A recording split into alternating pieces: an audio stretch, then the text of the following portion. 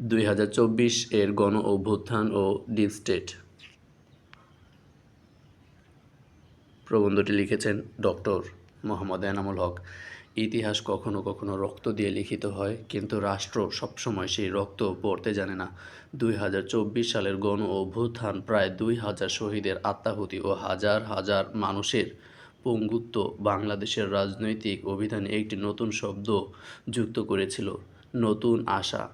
রাজপথে উচ্চারিত হয়েছিল জবাবদিহির দাবি, ক্ষমতার ভারসাম্য পুনর্বিন্যাসের আকাঙ্ক্ষা এবং রাষ্ট্রকে জনগণের কাছে ফিরিয়ে আনার দৃঢ় সংকল্প। অথচ কয়েক মাস না যেতেই স্পষ্ট হয়ে উঠল, রাষ্ট্র বদলায়নি, শুধু মুখ বদলেছে। এই ব্যর্থতার কেন্দ্রে রয়েছে এক নীরব কিন্তু সুসংগঠিত বাস্তবতা, বাংলাদেশের ডিপ স্টেট। ডিপ স্টেট কোনো সংবিধান স্বীকৃত প্রতিষ্ঠান নয়, এটি একটি স্থিতিশীল ক্ষমতা কাঠামো যা সরকার পরিবর্তনের ঊর্ধ্বে অবস্থান করে। এখানে নির্বাচিত রাজনীতিকরা প্রায়ই অস্থায়ী অতিথি, আর প্রকৃত সিদ্ধান্তগুলো গৃহীত হয় নথির নিচে, ফাইলের মার্জিনে অথবা গোপন ব্রিফিং কক্ষে। সেনা বেসামরিক আমলাতন্ত্র, নিরাপত্তা সংস্থা, অর্থনৈতিক অলিগার্কি, বিদেশি শক্তির সঙ্গে জড়িত লবি এবং প্রভাবশালী মিডিয়া নেটওয়ার্ক, এই 5 স্তম্ভের সমন্বয়েই বাংলাদেশের ডিপ স্টেট কার্যকর। আমি এই গুরুত্বপূর্ণ লাইনটি আবার পড়ছি: সেনা বেসামরিক আমলাতন্ত্র, নিরাপত্তা সংস্থা, অর্থনৈতিক অলিগার্কি, বাংলাদেশি বিদেশি শক্তির সঙ্গে জড়িত লবি এবং প্রভাবশালী মিডিয়া নেটওয়ার্ক, এই 5 স্তম্ভের সমন্বয়েই বাংলাদেশের ডিপ স্টেট কার্যকর। 2024 এর গণ অভ্যুত্থান বাংলা রাষ্ট্রের এই অদৃশ্য কাঠামোকে চ্যালেঞ্জ জানিয়েছিল, কিন্তু ভাঙতে পারেনি, কারণ আন্দোলন রাষ্ট্রক্ষমতার কেন্দ্রস্থলে পৌঁছালেও রাষ্ট্রযন্ত্রের ভেতরে প্রবেশ করতে পারেনি।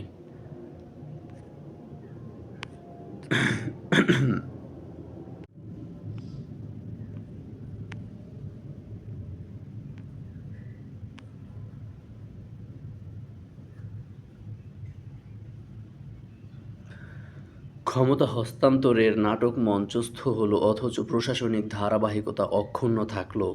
সেই একই সচিবালয়, সেই একই নিরাপত্তা বয়ান, সেই একই স্থিতিশীলতার বুলি। শহীদের রক্ত রাষ্ট্রকে বিব্রত করেছিল, বিপর্যস্ত করেনি। ডিপ স্টেটের প্রথম কৌশল ছিল সময় ক্ষয়, তদন্ত কমিশন গঠন, বিচারিক প্রতিশ্রুতি, পুনর্বাসনের আশ্বাস, জুলাই সনদ, সংস্কার, সবই প্রায় ঘোষণার স্তরে সীমাবদ্ধ থাকল। দ্বিতীয় কৌশল ছিল বয়ান দখল, গণ অভ্যুত্থানকে ধীরে ধীরে অরাজকতা, বিদেশি প্রচারণা, বিদেশি প্ররোচনা কিংবা চরমপন্থার ঝুঁকি হিসেবে উপস্থাপন করা হলো। বিপ্লবীদের চরিত্র হনন, বিভাজন, সন্দেহ, সংশয় ঢুকিয়ে ঐক্য বিনষ্টকরণ।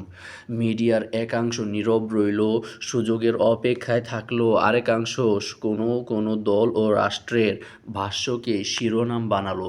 সবচেয়ে গুরুত্বপূর্ণ বিষয় হলো, কোনো কাঠামোগত সংস্কার হলো না। নিরাপত্তা বাহিনীর জবাবদিহি প্রশ্নের বাইরে রইল, আমলাতন্ত্রের ক্ষমতা অক্ষত থাকলো, নির্বাচন ব্যবস্থা আগের মতোই অনাস্থার ছায়ায়, অর্থনৈতিক সিদ্ধান্ত আবার কয়েকটি কর্পোরেট বলয়ের হাতে বন্দী। রাষ্ট্র যেন বলল, তোমরা মরতে পারো, প্রশ্ন করতে পারো, কিন্তু কাঠামো ছুঁতে পারো না। এখানেই বাংলাদেশের ডিপ স্টেটের প্রকৃত শক্তি।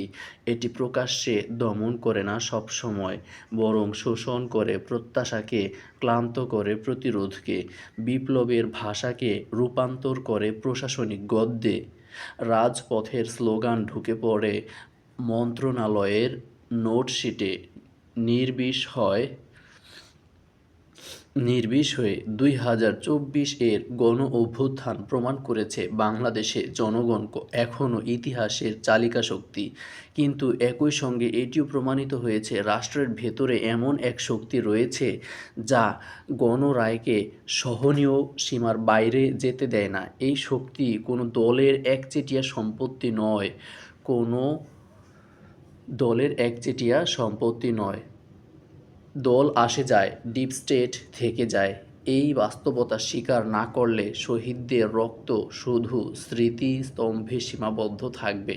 রাষ্ট্র পরিবর্তনের জন্য সরকার পরিবর্তন যথেষ্ট নয়, দরকার রাষ্ট্রযন্ত্রের পুনর্গঠন, স্বচ্ছতা, জবাবদিহি ও ক্ষমতার বিকেন্দ্রীকরণ।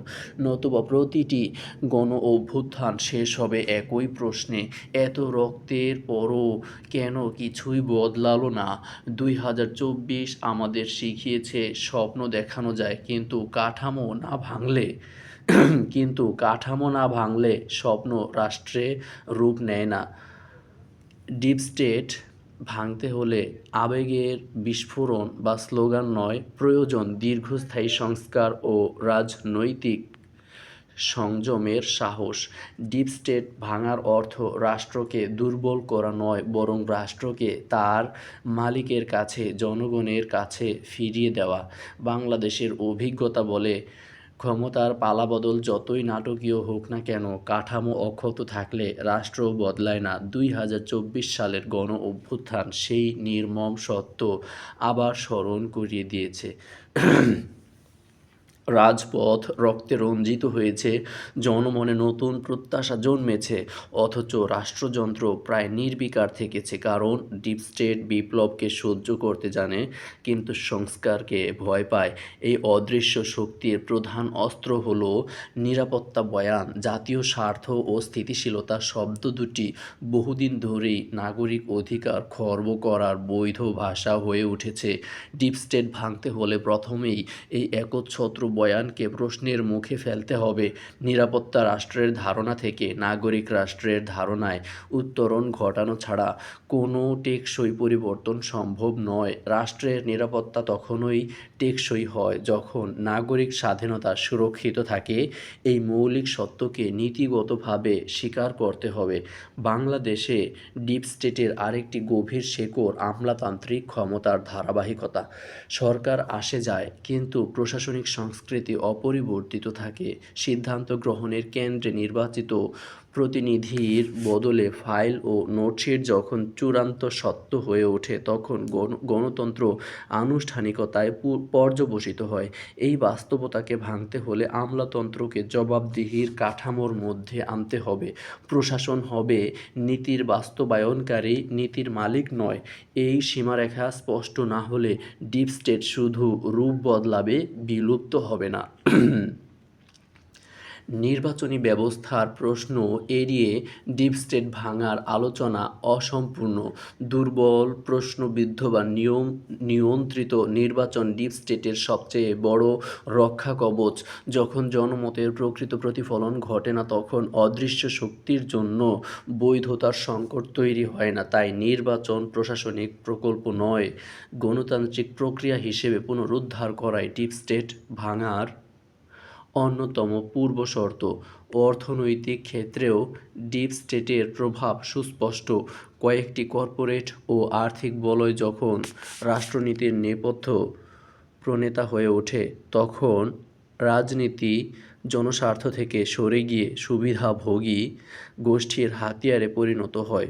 অর্থনৈতিক স্বচ্ছতা, ঋণখেলাপির বিরুদ্ধে নিরপেক্ষ ব্যবস্থা এবং বাজেট প্রণয়নে সংসদের কার্যকর ভূমিকা ছাড়া রাজনৈতিক সংস্কার শুধু শব্দের খেলাই থেকে যাবে। ডিপ স্টেটের আরেকটি সূক্ষ্ম কিন্তু শক্তিশালী অস্ত্র হলো বয়ান নিয়ন্ত্রণ।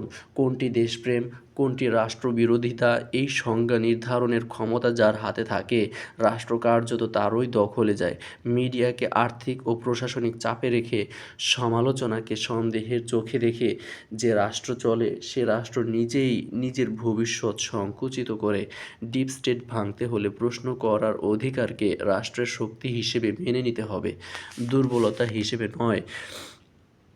সবশেষে আসে বিচার বিভাগের প্রশ্ন। বিচার বিভাগ যদি শুধু আনুষ্ঠানিকভাবে স্বাধীন থাকে, বাস্তবে নয়, তবে ডিপ স্টেটের বিরুদ্ধে শেষ প্রতিরোধও ভেঙে পড়ে।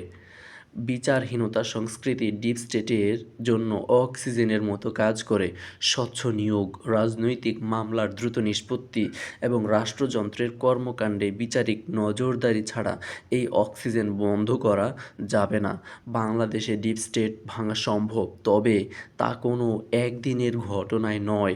এটি একটি দীর্ঘ, ক্লান্তিকর কিন্তু অপরিহার্য প্রক্রিয়া। সরকার বদলালে রাষ্ট্র বদলায় না, রাষ্ট্র বদলাতে হলে ক্ষমতার অভ্যাস বদলাতে হয়। যদি আমরা সেই অভ্যাস বদলাতে সাহস না করি, তবে প্রতিটি গণ অভ্যুত্থান ইতিহাসের আরেকটি রক্তাক্ত অধ্যায় হয়ে থাকবে। আর যদি সাহস করি, তবে ডিপ স্টেট একদিন আর ছায়া হয়ে থাকবে না, সে শুধু অতীতের ভারী স্মৃতি হয়ে ইতিহাসের পাতায় ঠাঁই নেবে। লেখক হলেন একজন মেডিসিন বিশেষজ্ঞ ও সহকারী অধ্যাপক